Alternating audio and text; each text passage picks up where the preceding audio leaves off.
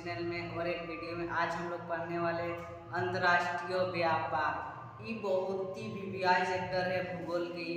हर exam में काफ़ी प्रश्न ही चैप्टर से आते हैं। आइए हम लोग इसको देखते हैं। अंतर्राष्ट्रीय व्यापार। अंतर्राष्ट्रीय व्यापार होता क्या है? व्यापार यानी होता है कि किसी चीज़ को पूर्ति करना। जैसे कि हम लोग के यहाँ कुछ नहीं मिल रहा है, जैसे कि हम लोग के साग सब्जी मिलता है, ये उस साग सब्जी को क्या कर रहे हैं, यहाँ से यातायात के माध्यम से, सेवा के माध्यम से रांची बड़े बड़े शहर में जाकर वहाँ पे सेवा कर रहा है, उसको हम लोग व्यापार बोलते हैं, ठीक ना। और व्यापार को अगर हम लोग विस्तार रूप से देखते हैं तो देखो, व्यापार का अर्थ है सेवा करना, वस्तुओं का सेवा करना, या कुछ वस्तु को खरीद करके दूसरा जगह देखना, उसको पहुंचाना, उसको हम लोग बोलते हैं व्यापार, ठीक ना।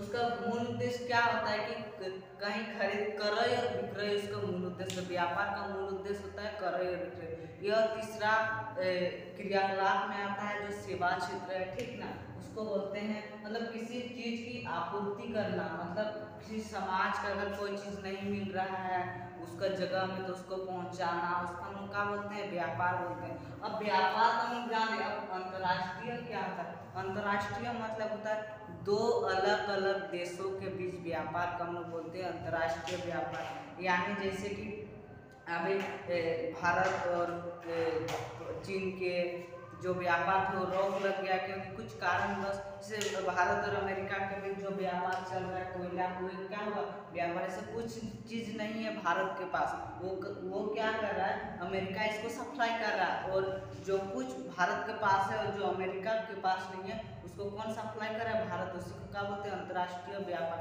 अगर हम लोग देखेंगे जब अपने कुछ वस्तु नहीं होता है, जैसे हम लोग के देश में बहुत कुछ ऐसे वस्तु नहीं मिलता, वो क्या करते हैं, हम लोग दूसरा जगह से लाते हैं, उसको क्या बोलते हैं, अंतर्राष्ट्रीय। मतलब अगर देखा जाए इसको विस्तार रूप से, इसको भी देखा जाए, हम तो समझा रहे हैं, हम जो बोल रहे हैं उससे अगर लोग लिखिएगा तो ज़्यादा बेटर है, ठीक ना।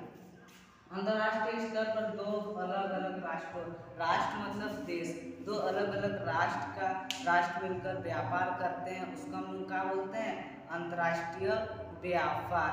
और इस चैप्टर में हम लोग को बहुत कुछ पढ़ना है, जैसे WHO, फिर सप्ताह के बारे में पढ़ना है, रेशम मार्ग में बारे में पढ़ना है। यही सब एग्जाम पूछता है 5 मार्क्स के लिए। मार्ग में ये जो सबसे वीवीआई क्वेश्चन रेशम मार्ग जो होता है ना, ये बहुत ही महत्वपूर्ण जो ये टॉपिक है। रेशम मार्ग जो है ये चीन और रोम के बीच चला था, उसके बारे में हम लोग डिस्कस करेंगे अभी। रेशम मार्ग सबसे लंबी मार्ग, जो रेशम मार्ग था ना, सबसे पहले का सबसे लंबी मार्ग कौन सा है, तो रेशम मार्ग, इसको याद रखिए। ये 6000 लंबे मार्ग था, जो रेशम मार्ग कितना लंबे था, तो 6000 किलोमीटर। इसको हमेशा याद नोट डाउन कीजिए, कितना, 6000 किलोमीटर का लंबा मार्ग था। सबसे ज़्यादा लंबा मार्ग उस टाइम का तो कहते हैं 6000 रेशम मार्ग, ठीक। मगर इसमें क्या था, रोम और चीन के बीच जो जोड़ता था, उसमें क्या था, ऊन का व्यापार होता है। रेशम मार्ग में क्या किसका व्यापार था, ऊन का व्यापार। किसके बीच, तो होगा रोम और चीन के बीच। किसके बीच, तो रोम और चीन के बीच, ठीक ना। रोम और चीन के बीच जोड़ता है।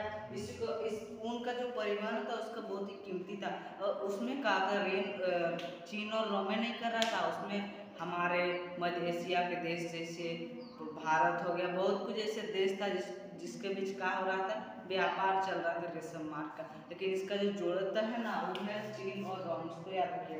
अब आता है दास व्यापार। एक आता है दास व्यापार, इसको भी नोट डाउन कीजिएगा। हम बोल रहे हैं लिखिए नहीं, क्योंकि जो मेन पॉइंट है उसको हम लिखते हैं, नहीं तो नहीं लिखते हैं, ठीक ना। दास व्यापार का तो गुलामी की संख्या को दास बोलते हैं, मतलब हम आपको काम करवा रहे हैं और आप गुलाम की तरह, जैसे हम लोग 200 साल पहले थे अंग्रेजों का गुलाम, उसी तरह से जो गुलाम रहता उसको हम लोग बोलते हैं दास व्यापार। मतलब काम करवाता था, उसके बदले उसको कुछ मजदूरी, कुछ खाने के लिए देता, तो उसको बोलते हैं दास व्यापार, ठीक ना। दास व्यापार समझ में आ गया। अब दास व्यापार खत्म कैसे हो गया, ठीक ना, उसको हम लोग देखते हैं। अलग अलग जगह में अलग अलग टाइम पे दास व्यापार खत्म हो गया, ठीक ना। अगर 1808 में दास व्यापार को संयुक्त राज्य अमेरिका में खत्म कर दिया। वहाँ का दास व्यापार कब खत्म हुआ था, 1808 ईस्वी में।